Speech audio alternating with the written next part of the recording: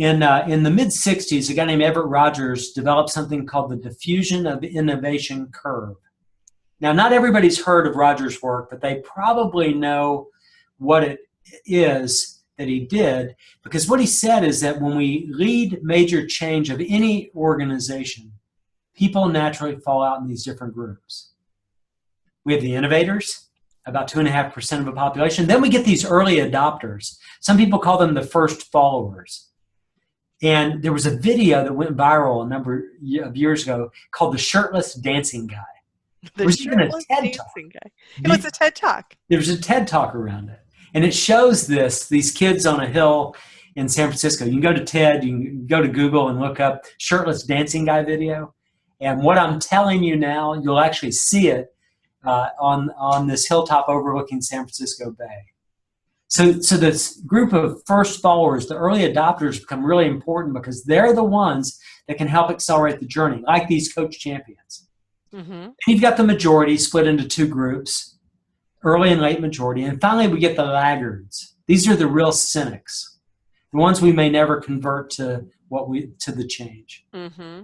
So here's the mistake I made. The failure I had was that I failed to distinguish between early majority and laggards.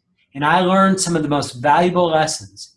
So if I go back to these people trying to get them on board with a new culture, the early adopters come on board emotionally. They're the ones who say, wow, I'm so glad you're here. This is what we've been waiting for. I hated the way we were treating each other. I really want to go to something positive. Okay, great. That's about 13.5% of the population. And we can use them because others will follow the first followers. Okay. They become the people we use. Well, then we get the majority. Well, the early majority, about 34% of a population, do you know what motivates them? What? They want to know why. They're skeptics, not cynics. They're skeptics. They're asking questions like, well, Meg, yeah, exactly. Meg, why are we doing this? How's this different than what we did last month?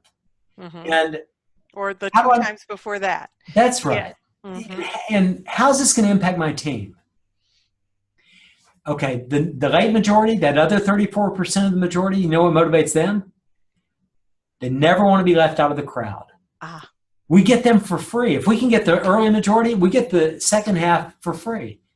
And what about the laggards? Well, the laggards ask really similar questions to the early majority. They're asking, why are we doing this?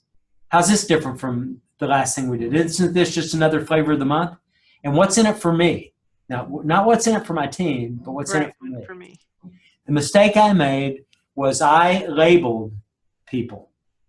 And I spent time labeling the laggards when now, as I would help someone else through this, I would mentor them by saying, don't even worry about the laggards.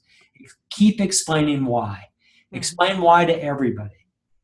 People will fall out into the natural categories. Let them fall out where they will. Some people may need to hear why for 2 years before they come on board. And that's what I've learned.